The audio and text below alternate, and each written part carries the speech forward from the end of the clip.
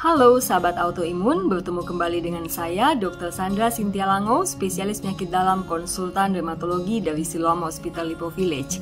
Hari ini saya akan membahas tentang risiko kardiovaskuler pada penyandang autoimun. Jadi teman-teman, seseorang dengan penyakit rematik autoimun seperti orang dengan lupus, orang dengan RA, orang dengan ankylosing, orang dengan Sjögren, orang dengan psoriatic arthritis, ini berisiko untuk terkena gangguan kardiovaskuler. Nah, apa itu gangguan kardiovaskuler? Kardiovaskuler terbagi atas dua kata. Yang pertama kardio atau jantung, dan vaskuler atau pembuluh darah.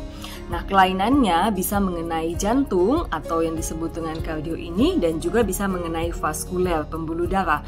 Kita ketahui ada banyak pembuluh darah di seluruh tubuh kita, dan kalau dia mengenai otak itu yang kita sebut dengan stroke, dan bisa juga mengenai pembuluh darah di kaki atau di tangan, itu yang disebut dengan pembuluh darah perifer. Dan kenapa bisa terjadi pada gangguan pembuluh darah? Ini disebabkan oleh terjadi atau pembentukan plak. Nah, sebenarnya pembentukan plak ini tidak terjadi dalam sekejap, namun sudah berlangsung selama bertahun-tahun, dan kemudian plak ini menyebabkan gangguan di pembuluh darah kita. Nah, pada suatu kondisi tertentu plak ini bisa lepas. Nah, kalau dia lepas dan menyebabkan sumbatan, inilah yang disebut dengan gangguan kardiovaskuler. Nah, sebenarnya apakah seseorang dengan rheumatoid arthritis atau lupus ini banyak yang mengalami gangguan kardiovaskuler? Nah, ini sudah banyak sekali diteliti. Nah, kita bisa melihat di sini pada beberapa penelitian ternyata menunjukkan bahwa orang-orang dengan rheumatoid arthritis ini sangat banyak yang terkena gangguan kardiovaskuler.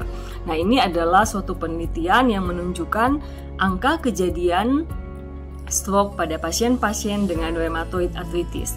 Nah, ternyata kita melihat di sini cukup banyak. Bahkan ada di suatu tempat di mana 55,9% pasien-pasien dengan rheumatoid arthritis terdapat gangguan kardiovaskuler.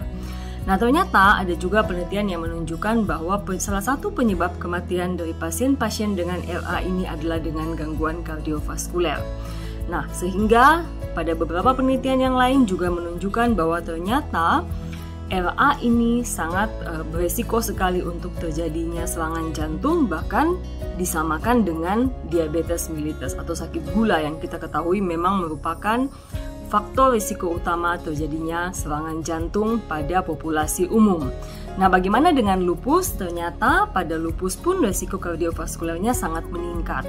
Bahkan pada beberapa penelitian menunjukkan pada wanita-wanita yang masih muda di bawah usia 35 tahun, sekitar 21% akan ditemukan adanya plak pada karotis, di mana hal ini menunjukkan suatu tanda bahwa sebenarnya sudah mulai terjadi gangguan kardiovaskuler. Demikian juga beberapa laporan menunjukkan tingginya angka serangan jantung pada pasien-pasien dengan lupus, dan ternyata gangguan kardiovaskuler ini merupakan salah satu penyebab kematian pada lupus. Nah, teman-teman, kenapa pada seorang dengan autoimun bisa terjadi gangguan kardiovaskuler? Nah, ada bermacam-macam penjelasannya. Yang pertama, oleh karena penyakitnya sendiri, dan yang kedua oleh karena faktor risiko tradisional yang lain yang kita sudah kenal sebelumnya. Nah, faktor risiko tradisional yaitu faktor risiko yang kita temukan pada populasi umum, pada orang-orang yang lain juga adalah misalnya kegemukan, kemudian kolesterol yang tinggi, sakit gula, ada riwayat keluarga, stroke dan serangan jantung dalam keluarga, kemudian merokok, dan kurangnya aktivitas fisik. Itu yang disebut dengan faktor risiko kardiovaskuler. Nah, khusus spesifik untuk penyandang autoimun, kenapa sampai tinggi risiko untuk terjadi gangguan kardiovaskuler? Ini disebabkan oleh karena beberapa faktor. Antara lain misalnya faktor genetik, di mana ada gen-gen tertentu yang berkaitan dengan angka kejadian misalnya rheumatoid arthritis, ternyata itu juga bisa meningkatkan risiko terjadinya gangguan kardiovaskuler. Kemudian adanya autoantibody spesifik, seperti misalnya pada RA terdapat RF dan CCP yang positif yang ternyata dikaitkan juga dengan adanya gangguan kardiovaskuler. Kemudian adanya sindrom antifosfolipid, yaitu sindrom kekentalan darah, di mana ini banyak ditemukan pada pasien-pasien dengan RA dan pasien-pasien dengan lupus. Ini juga berkaitan dengan terjadinya gangguan kardiovaskuler. Nah, kita ketahui bersama bahwa pada penyandang penyakit kronik seperti RA dan lupus, ini banyak sekali terjadi inflamasi yang bersifat kronik atau peradangan yang kronik, dengan disertai juga dengan peningkatan misalnya CRP dan LED, kemudian peningkatan sitokin proinflamasi. Nah, ini semua juga bisa mencetuskan terjadinya gangguan kardiovaskuler pada penyandang rematik autoimun. Nah, teman-teman, ada beberapa hal yang kita perlu perhatikan. Jadi ada beberapa hal yang bisa meningkatkan risiko teman-teman terjadi gangguan kardiovaskuler pada penyandang rematik autoimun, yaitu pertama, apabila penyakit kita tidak stabil.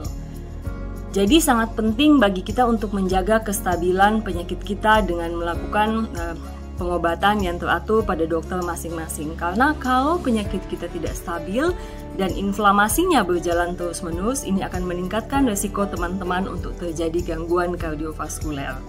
Nah, yang kedua, beberapa penelitian menghubungkan juga dengan kekurangan vitamin D.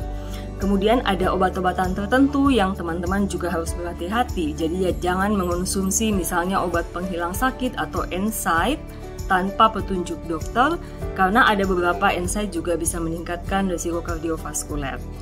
Nah, hal yang lain juga adalah penggunaan steroid. Jadi sebaiknya steroid digunakan dalam dosis sekecil mungkin yang bisa mengendalikan penyakit dan tentunya di bawah pengawasan dokter.